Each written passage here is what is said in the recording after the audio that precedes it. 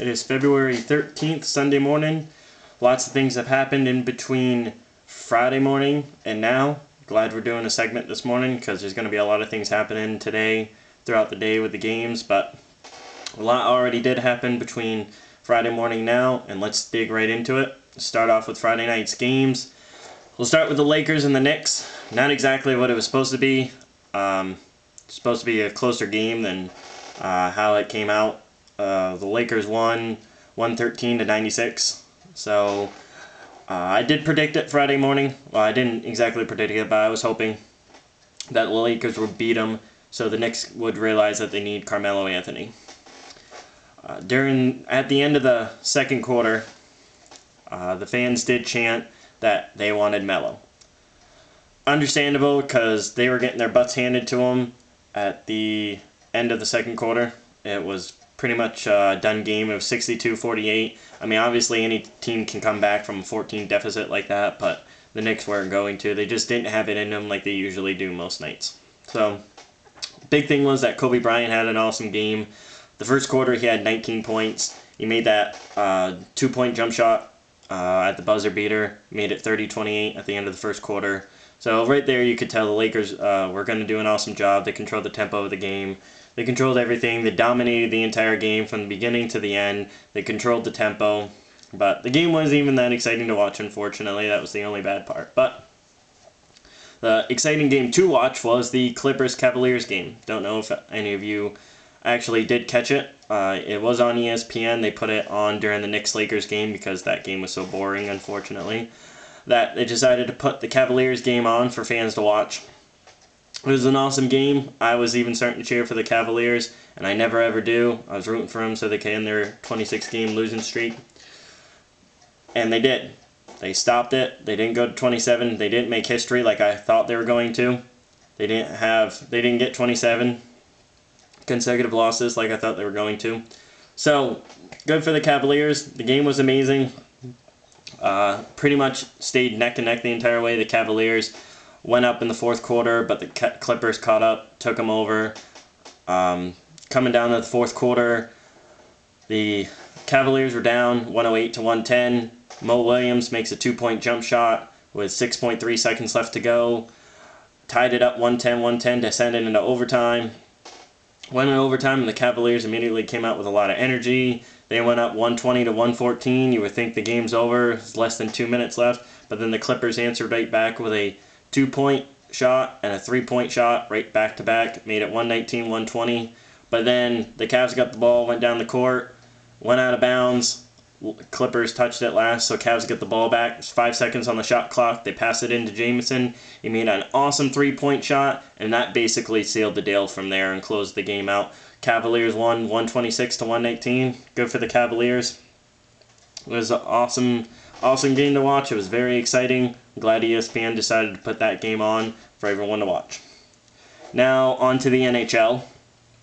The game that I didn't get to see either, but I guess was more exciting than even last week's game I was talking about with the Bruins and the Canadiens. The Penguins and the Islanders had a much more exciting game. I don't know if you want to call it an exciting game as far as point-wise. The Islanders beat the Penguins 9-3, but it was an exciting game with all the fights going on. I thought 187 penalty points in the Bruins-Canadiens game was amazing. 364 penalty minutes for the Penguins-Islanders games. That is insane. The Penguins got 31 penalties. The Islanders got 34. 10 guys were ejected. There's 15 major fights. We got 10 guys ejected. 11 game misconducts. It was an out-of-control game. Fights every single 2 minutes, it seemed like. The third period had a great amount of fights. By the end of the game, when the Islanders won it 9-3, the benches were completely cleared out because all the players were kicked out and in their own locker rooms. It was nuts. So the NHL is starting to become more exciting. I'm watching it a little bit more because of this excitement, but I don't know how much longer it's going to last. We'll see. The NHL is losing ratings. It is the least popular sport out of the 4 major sports that's on, but we'll see how it goes. Switch over to the NFL. And we're going to start talking about the Redskins. Speaking of violence from the NHL, There's violence in the NFL, but not during a game. Albert Haynesworth in Washington, D.C. was charged with assault to a motorist. He was tailgating a motorist. They both pulled over, got into a verbal argument. Haynesworth punched the individual. So Haynesworth's court date is March 31st. We'll see what the charges are going to bring up. The penalty or punishment, you want to call it, for that is $2,500 minimum for the penalty and cost, and it's he could receive up to a year in jail, but no more. But he could be receiving jail time. Depends on the judge and the verdict. So we'll see how that goes. And the other unfortunate part, the Redskins just keep having bad luck, and this is really unfortunate. Their punt returner Brandon Banks, he was stabbed outside of a club Saturday, February 5th. I believe it was, at 3 a.m. in the morning. He got into a verbal argument with an individual, and the individual pulled out a knife and stabbed him. Banks was sent to the hospital. He was released that afternoon. He seems to be alright. We have no word on what his condition is, how he's actually doing. There's been no press conferences or press releases, but hopefully he's alright. It seems like he is. It doesn't seem like it was too serious, but that's unfortunate. I don't know what the verbal argument was about, but it's got to be something outrageous if somebody's going to pull a knife on you and stab them. They shouldn't be happening. I don't even know why that's even necessary, but that's part is that. We'll go continue with Friday night's games with the Heat and the Pistons. The Heat obviously won. You didn't even have to guess that. Everyone would already automatically know it. They're probably going to win. But there was a confrontation at the Detroit Pistons game. Behind the Heat's bench, there's a fan that was yelling rude things to LeBron. He went too far. I don't know why fans got to do this. This is going too far. He insulted LeBron's mother. That's not right. Shouldn't be doing that. LeBron went to the scorer's table to respond to the fan, and he actually, it's a quote, LeBron said, "I don't care what you say to me.